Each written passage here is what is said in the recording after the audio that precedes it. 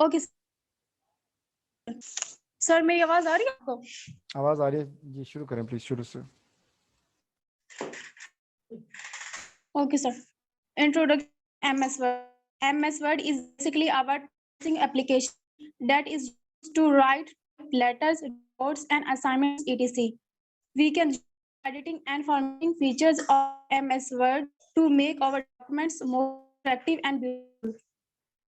We apply different text sizes, colors, styles, background, and highlights. We can insert pictures, images, clip art, boxes, shapes, etc. On the pages, we can also use graphic features like bullets and noting and paragraph marks. We can change background, page size, and page layout. We can use merge mail feature, email the same document to various receivers at the same time. We can use find and replace option to search and replace any content in this page. Also insert table and change size of columns and row in the table, and as well as can add or delete rows in the table.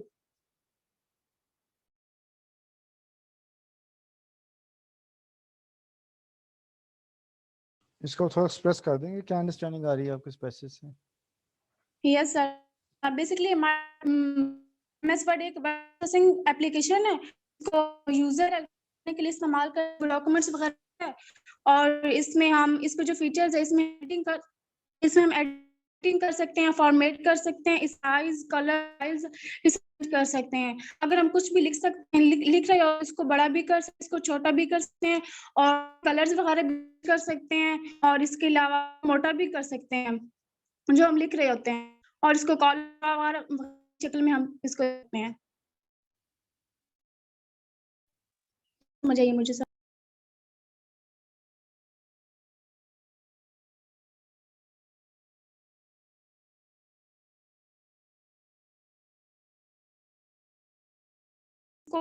छोटा बड़ा कर सकते हैं, और इसके अलावा shapes भी दे सकते हैं, बॉक्सेस में इमेजेस वगैरह इसमें ऐड कर सकते हैं।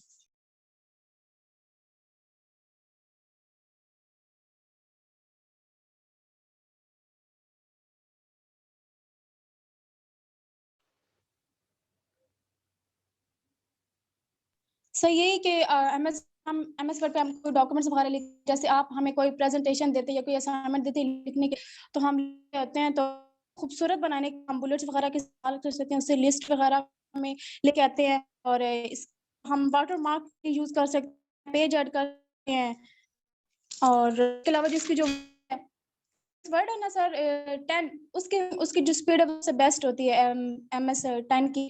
और सर मुझे कंफ्यूजन थी, वो मैंने आपसे पूछना था। जी पूछिए।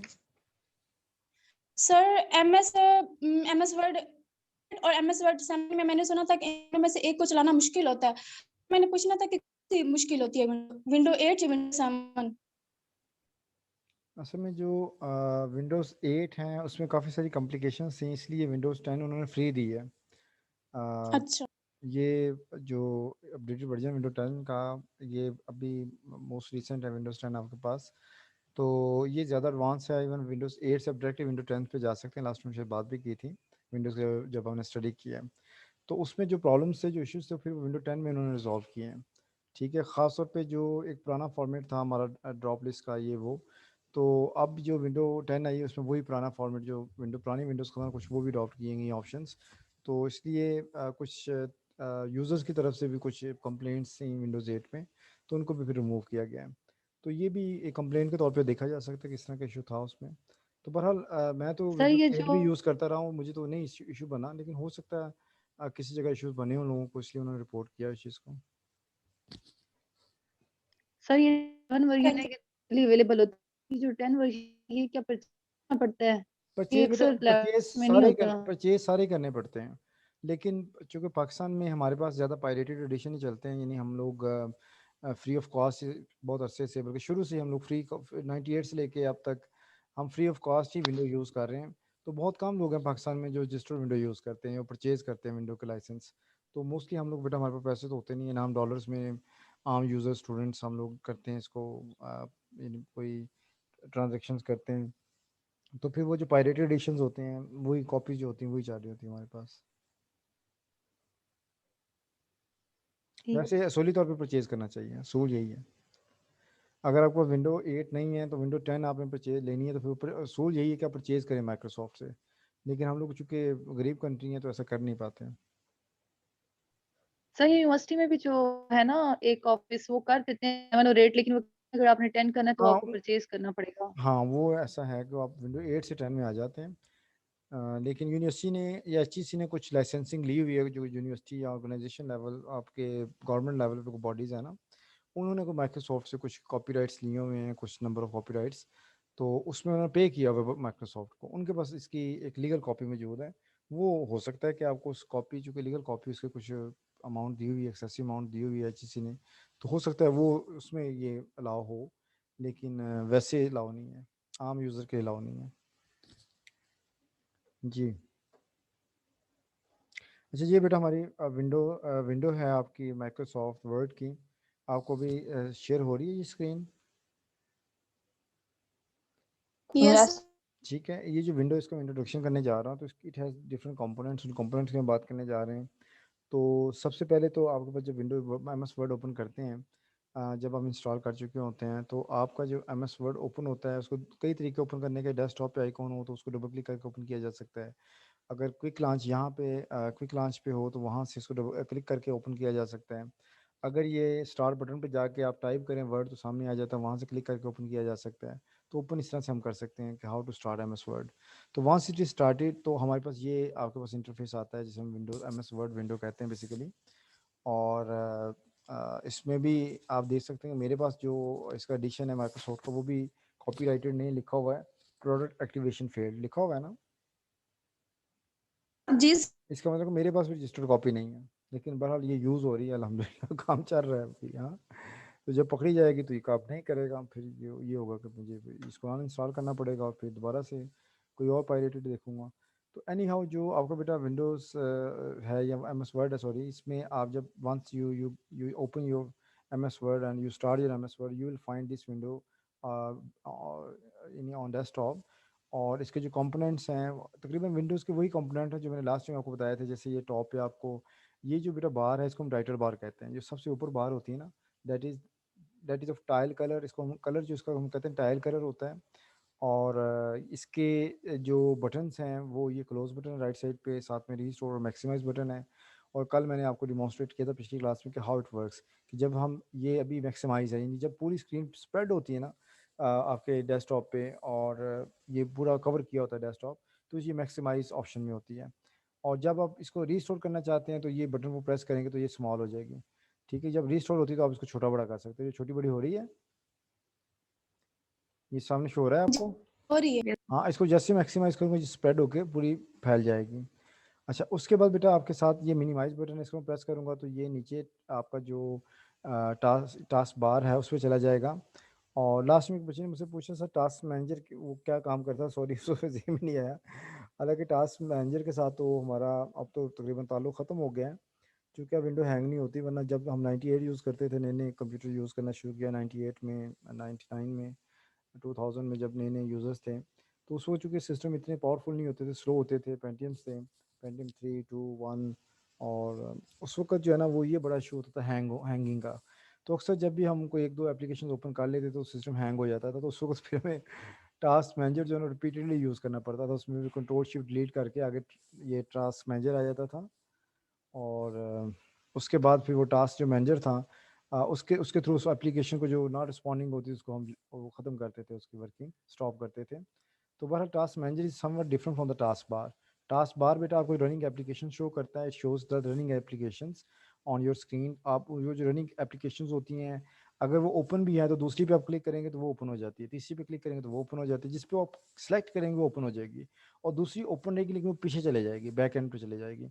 अगर आप इसको मिनिमाइज करेंगे तो वो टास्क बार पे जाके आपके टैब की फॉर्म में नज़र तो आएगी, लेकिन एक्चुअली वो मिनिमाइज होकर छुप जाएगी, गायब हो जाएगी, डिसअपेयर हो जाएगी। तो that is the difference between यानी इसमें जब दोबारा आप क्लिक करेंगे तो दोबारा स्प्रेड हो जाएगी।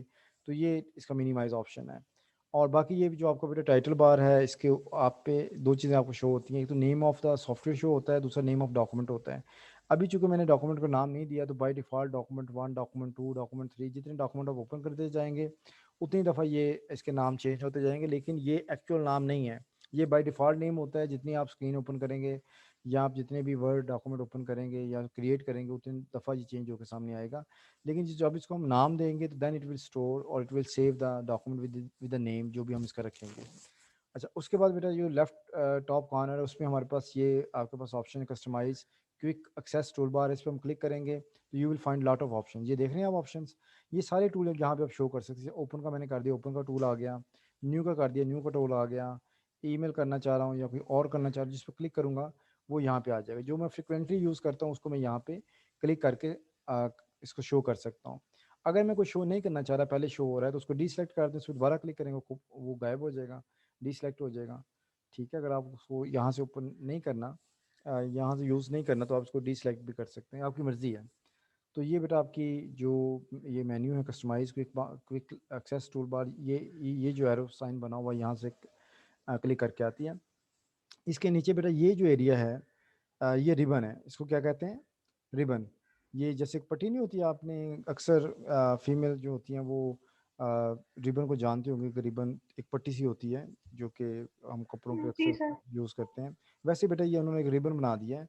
पहले ये होता था कि आपकी जो पुराने जो वर्जन से वर्ड के, उस पे जब हम यहाँ पे क्लिक करते थे तो यहाँ पे ये टूल नज़र नहीं आते थे। अब करस्पॉन्डिंग टूल आते हैं। जब भी हम किसी टैब पे, जैसे होम टैब है, इस पर ये करस्पॉन्डिंग टूल आ रहा है, paste, format, painter, B, bold है, टाइलिक है, अंडरलाइन है, और ये कलर्स हैं, ये सारा हम पढ़ेंगे डिटेल में। तो अभी से मैं इंट्रोडक्शन क्या तक दे रहा हूँ, फाइंड रिप्लेस। तो ये इस तरह से सामने शो हो जाते हैं होम के जितने भी टूल्स हैं। तो इन्हें यहाँ से सेलेक्ट करना आसान है। तो पहले ये था कि मेन्यू आती थी तो मेन्यू में से सर्च करना और याद रखना मुश्किल होता था। तो उसके बाद इंसर्ट का टैब है, और इंसर्ट के टैब के अपने बहुत सारे टूल्स हैं, इनको भी हम वन बाय वन देखेंगे या इसमें मैक्सिमम स्टडी करेंगे। लेकिन मोस्टली हम इसमें बेटा टेबल इंसर्ट करते हैं और शेप्स इंसर्ट करते हैं, समटाइम चार्ट इंसर्ट करते हैं, और हेडर एंड फुटर या पेज नंबर्स इंसर्ट करते हैं, टेक्स्ट बॉक्स और क्लिप आर्ट, ये हम मोस्टली यूज़ करते हैं। थोड़ा बहुत अगर क्वेश्चंस का काम हो मैथमेटिक्स का तो यहाँ से कर सकते हैं, कुछ सिंबल चाहिए तो यहाँ से ले सकते हैं। तो इसको हम डिटेल में पढ़ेंगे। नेक्स्ट बेटा जो रिबन है वो डिज़ाइन है, और डिज़ाइन में आप अपने पेज को और अपने जो टेक्स्ट है उसको मुख्तलिफ पैराग्राफ में और फॉर्मेटिंग में हम यूज़ कर सकते हैं। वाटर मार्क यूज़ कर सकते हैं, पेज कलर यूज़ कर सकते हैं, पेज बॉर्डर यूज़ कर सकते हैं। इसको भी हम देखेंगे इंशाल्लाह। थीम्स वगैरह देख सकते हैं पेज की।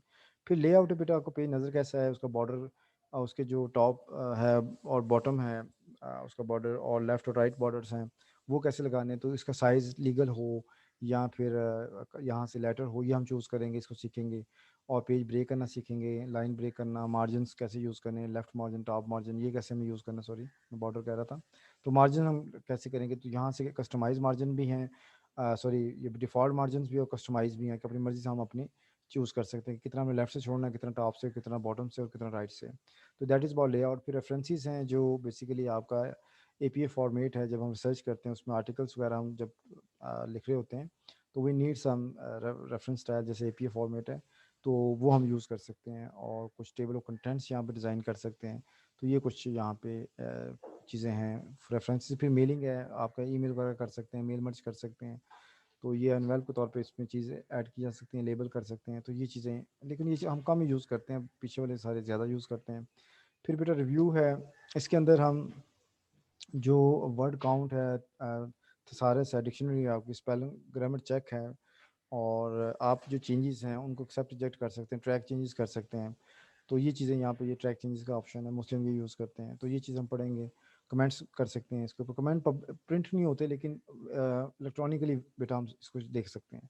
बाकी लैंग्वेज सेलेक्ट कर सकते हैं, अगर आपने मुख्तलिफ लैंग्वेज यूज़ करनी है तो वो भी आप यहाँ से ऐड करवा सकते हैं। बाकी बेटा व्यू है, तो व्यू आपको बेटा 4-5 बेसिक व्यूज़ हैं, जिसमें आपका रीडिंग मोड है, ये भी हम देखेंगे। और इसमें मेरा व्यू है, इसमें हम ये जो रीडिंग मोड है वो देख सकते हैं। मोस्टली हम प्रिंट लेआउट यूज़ करते हैं, जो अभी भी करंटली है वो प्रिंट लेआउट है, जिसमें रूलर नज़र आ रहा होता है। फिर वेब लेआउट, अगर हम इस पेज को एज अ वेबसाइट यूज़ करें तो कैसा शो होगा, तो वेब लेआउट वो शो करता है। बाकी आउटलाइन ड्राफ्ट है ये, और इसका रूलर शो करना है नहीं करना है, यहाँ से हम सेलेक्ट डिसलेक्ट कर सकते हैं। अभी मैंने ख़त्म किया है, इसको शो किया जा सकता है, जूम कर सकते हैं। अभी 100% है तो मैं इसको बढ़ा के 110-20, तो इसके नीचे जूम बार है वो, इसकी बात करते हैं, वहाँ से भी कर सकते हैं। वन पेज करना है शो, मल्टीपल पेजेस करने हैं, ये भी हो सकता है। और विंडो को स्प्लिट भी किया जा सकता है। तो ये सारी ऑप्शंस होंगे यहाँ पे जिन पर बात करेंगे।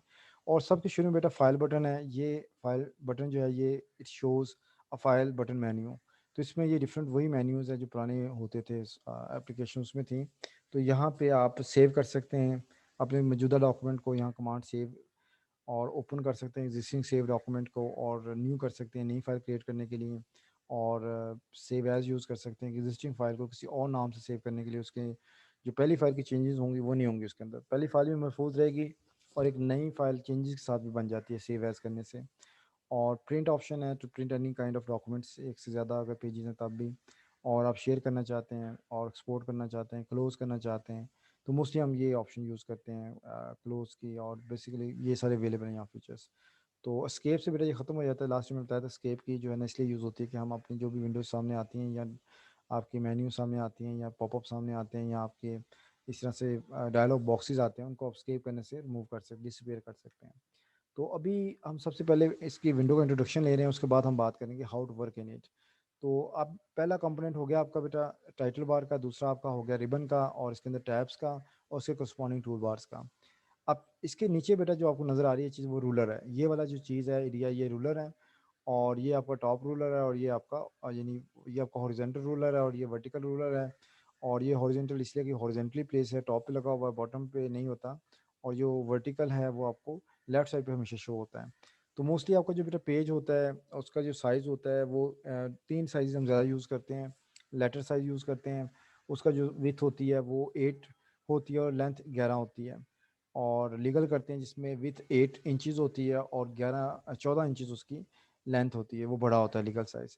और बाकी A4 होता है। A4 में जो है हमारे पास साइज़ इसमें बेटा है A4 में 11.69 11.69 इंटू 16.5 सॉरी 8.27, इसकी विथ थोड़ी सी बड़ी होती है और ये लेटर से थोड़ा सा बड़ा होता है।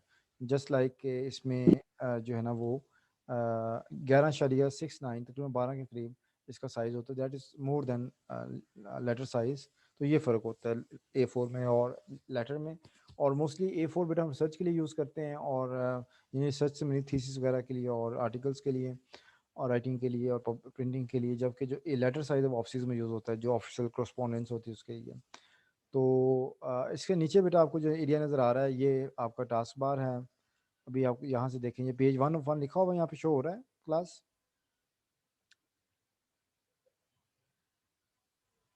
1 ऑफ 1 शो हो रहा है नीचे बॉटम पे, लेफ्ट बॉटम पे। जी सर, हो रहा है शो। हाँ ये आपका स्टेटस बार है आपका इसका पेज इसका वर्ड का, और यहाँ पे page count page number Yes, show हो रहे होते हैं, sir. वर्ड शो हो रहे होते हैं जितने वर्ड्स लिखे गए होते हैं, और सारे शो हो रहा होता है, यूज ग्रामेटिकल मिस्टेक्स वगैरह निकालता रहता है, बताता रहता है। और पेज व्यू टूल्स ये राइट साइड पे अगर आएँ तो जूम शो हो रहा है, ये जूम बार है जिसमें जूम इन करने से जूम बड़ा हो जाता है और जूम आउट करने से जूम छोटा हो जाता है। ठीक है, जूम इन जूम आउट कर सकते हैं, मीन्स अगर you want to increase zoom size तो जूम इन करेंगे और जूम आउट करने से वो साइज कम हो जाएगा, जूम कम हो जाएगा। और बाकी वही जो बेटा वेब लेआउट और स्टैंडर्ड प्रिंट लेआउट और फिर आपका रीडिंग मोड, ये तीन मोस्ट पॉपुलर हैं, यही मोस्टली हम यूज़ करते हैं। तो ये बेटा आपका इंट्रोडक्शन है, और साथ में ये सॉरी आपका राइट साइड पे ये नज़र आ रहा है स्क्रॉल बार, और ये पेज को ऊपर नीचे मूव करने के लिए यूज़ होता है। और जब आपका विंडो साइज़ बढ़ जाता है, जहाँ जूम बढ़ा देंगे आप इसका, तो मैं यहाँ यहाँ मैंने जूम बढ़ा दिया तो ये देखिए नीचे भी हॉरिजॉन्टल जो स्क्रॉल बार है वो भी शो हो गया है। तो यहाँ तो नंबर ऑफ़ पेजेस आप बढ़ाएंगे, यहाँ इसकी विड्थ बढ़ा देंगे तब भी ये शो हो जाता है, और जब भी आप इसका जूम बढ़ा देंगे तब ये शो, वैसे शो बाय डिफ़ॉल्ट शो नहीं हो रहा होता, लेकिन साइज़ आपका जब जूम इन कर रहे होंगे आप इसका साइज़ बढ़ाएंगे जूम का, तो फिर ये शो होता है, अदरवाइज़ आपका हॉरिजॉन्टल शो नहीं हो रहा होता। तो that is all about the introduction of Windows of MS Word. और लास्ट जो बेटा कंपोनेंट है ये आपका एरिया है, राइटिंग एरिया है। ठीक है, मेन एरिया जहाँ पे आपने टाइप करना है, ये शो हो रही स्क्रीन आपको, जहाँ पे कर्सर ब्लिंक आ रहा है, ये जो आपका ब्लिंक आ रहा है ना, ये आपका कर्सर है, that is always blinking on the screen. और MS वर्ड आपको पता है टाइपिंग सॉफ्टवेयर है, इसमें हम टाइप करते हैं, जो भी टाइप करेंगे यहाँ शो हो रहा होता है। तो ये एरिया है जहाँ पे हमने बेसिकली टाइपिंग करनी है। तो ये मैंने एक स्टेटमेंट लिखा है आई लव पाकिस्तान। ठीक है, तो ये आई लव पाकिस्तान आपको शो हो रहा है बेटा। जी सर. ये Yes, वो sir. जिसमें बता रहा हूँ कि ये वो एरिया है जहाँ पे हमने कोई भी चीज़ ड्रॉ करनी है, इमेजेस ड्रॉ करनी है, स्केचेस करने हैं या ड्राइंग करनी है, जो भी टेबल्स ड्रॉ करने हैं, या शेप्स ड्रॉ करनी है, इसी एरिया में करना होता है, ये आपका वर्किंग एरिया होता है। और उसमें वहाँ टाइप होता है, वहाँ पे चीज़ इंसर्ट होती है जहाँ पे आपका कर्सर ब्लिंक कर रहा होता है, कीप इन माइंड। ठीक है, जहाँ आपका कर्सर ब्लिंक करेगा वहीं पे कुछ चीज़ आएगी, और ये हम जब प्रैक्टिकली करेंगे तो हमें इसकी चीज़ का आइडिया हो जाएगा। तो ये मेरा कर्सर है, और इस कर्सर को एरो कीज़ की मदद से हम आगे पीछे नीचे दाएं बाएं मूव कर सकते हैं। इसके बारे में जब नेविगेशन कीज़ पढ़ेंगे तो अंडरस्टैंड करेंगे। तो बहरहाल how to work in MS Word, और इसकी जो पहला कंपोनेंट था that is about introduction to the windows of MS Word, that has been completed today. और अभी हम इसकी जो पहला स्टेप है इसमें टाइपिंग का, वो करने जा रहे हैं, और उसके बाद उसकी जो फॉर्मेटिंग और एडिटिंग है वो करेंगे। और उसके बाद फिर हम आहिस्ता आहिस्ता इसके जो टूल्स हैं जो सामने नज़र आ रहे हैं आपको, कॉपी करना, पेस्ट करना, इसकी शॉर्टकट कीज़, उसके बारे में हम इसको साथ में देखेंगे कैसे करना है, ताकि हमारा इस बारे में जो नॉलेज है, स्किल्स हैं, वो इम्प्रूव हो इंशाल्लाह। सर एक